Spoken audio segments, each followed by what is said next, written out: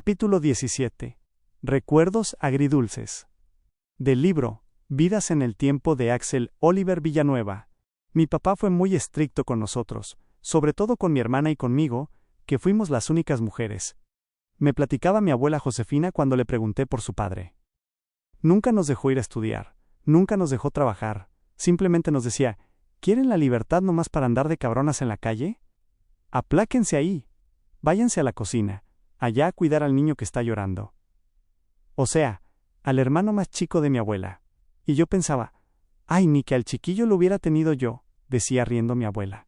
Quizá detrás de aquel carácter fuerte y severo se escondía una personalidad forjada en los años difíciles de principios del siglo XX, tal vez endurecida por la escasez y por la vida en un país que apenas aprendía a levantarse de sus propias ruinas. Eran tiempos en que la existencia giraba en torno a las haciendas, donde los jornaleros dejaban su vida entre el polvo, el sol y el trabajo duro, y aún así apenas lograban sobrevivir en condiciones sumamente precarias. Mi papá siempre nos decía, nosotros somos pobres, pero con la frente en alto, recordaba mi abuela Josefina, quizá evocando aquellos tiempos difíciles que también le tocó vivir.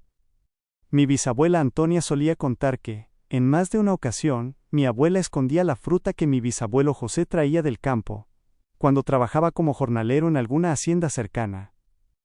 Días después, al ordenar la ropa, mi bisabuela encontraba aquellas frutas escondidas entre los pliegues de un ropero, ya podridas, cubiertas de moho, impregnando de un olor agrio las prendas que guardaban. Y es que mi bisabuelo José, además de su trabajo como agricultor, era de oficio zapatero.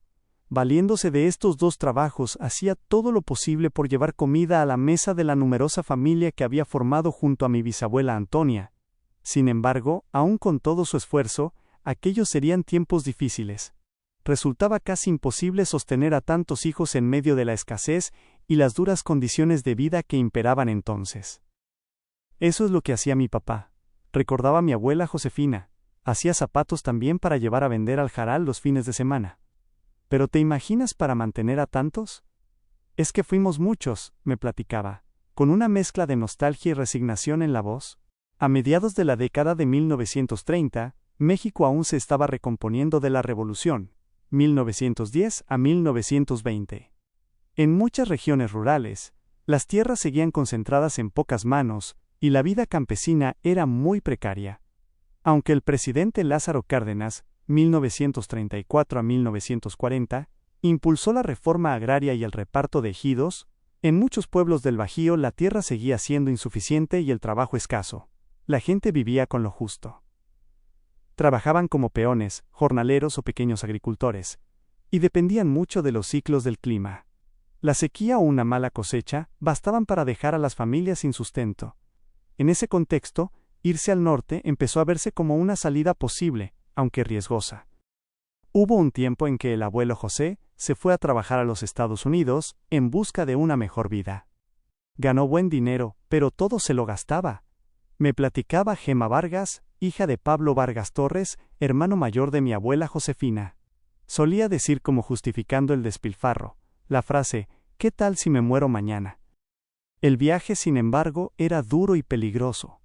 Muchos cruzaban de manera informal, viajando en trenes de carga, caminando largas distancias o dependiendo de coyotes. Otros fueron deportados cuando Estados Unidos endureció sus políticas migratorias hacia finales de la década. Cuando regresó mi papá de Estados Unidos, recordaba mi abuela Josefina, llegó a la casa y le dijo a mi mamá que teníamos que salirnos porque la había vendido. Mi mamá se echó a llorar, y tuvimos que irnos a vivir con Manita, la mamá de mi mamá. Tiempo después, ya que los bisabuelos se habían separado, mi bisabuelo José vivió en casas de algunos de sus hijos, no siendo la excepción con mi abuela Josefina, lugar en donde vivió en un sencillo cuarto que se encontraba en el patio de la casa. Cuando mi abuelo José vivió con nosotros, recuerdo que se sentaba en un banquillo y sacaba sus herramientas de zapatero. Tenía todas sus cosas bien ordenadas, y yo solía observarlo de vez en cuando. Incluso llegó a hacerme algunos pares de zapatos. Me decía, ¿cómo los quieres? Y enseguida tomaba una especie de molde metálico con forma de pie, sobre el cual empezaba lentamente a cubrir de cuero, golpeando, ajustando, trabajando con paciencia. Me platicaba una de mis tías. Eso sí, continuaba, antes de empezar, debía tener listos sus cigarrillos. En una época, cuando uno de los hermanos menores de mi abuela Josefina también vivía en la casa, bastaba que mi abuelo hiciera un chasquido de dedos y dijera con tono severo: ¿Cómo vas?, para que el muchacho saliera disparado a la tienda a comprarle los cigarros. Todo con tal de evitar uno de aquellos coscorrones que el abuelo repartía a diestra y siniestra, como forma de reprender cualquier demora. Sin embargo, existía alguien a quien no le resultaba tan agradable la estancia indefinida del bisabuelo José en aquella casa, y sería ni más ni menos que mi propio abuelo Adolfo. Al parecer, el bisabuelo, muy enamoradizo hasta sus últimos días, solía, cuando encontraba alguna muchacha en la calle, invitarla a visitarlo a su casa. Cuando mi abuelo Adolfo se enteraba de aquello, no podía evitar soltar un exasperado: «¡Pero qué sinvergüenza!». Pero no todo serían pillerías por parte del bisabuelo José en aquel tiempo.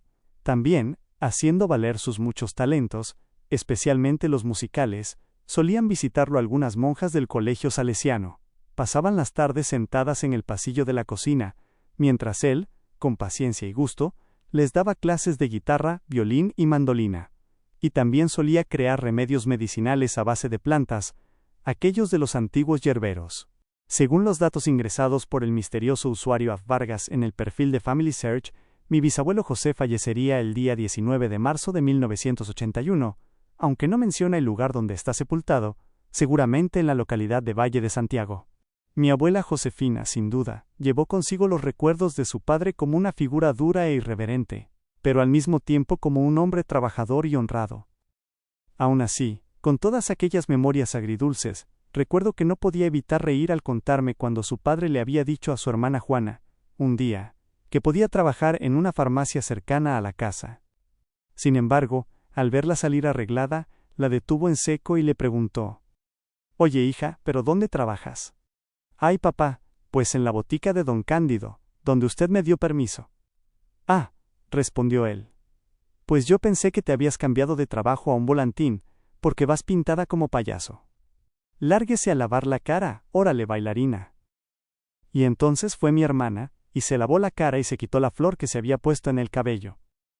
Me platicaba riendo pícaramente cada vez que recordaba esa escena, como si en esa burla áspera aún habitara algo del cariño rudo con que su padre los había criado. Y aunque su figura seguía siendo para ella una mezcla de enojo y risa, en el fondo de su memoria siempre había un lugar silencioso donde su voz se llenaba de nostalgia. Allí permanecía él, con todos sus defectos y su carácter difícil, pero inconfundiblemente su padre, dejando un recuerdo que aún así el tiempo no había podido desvanecer.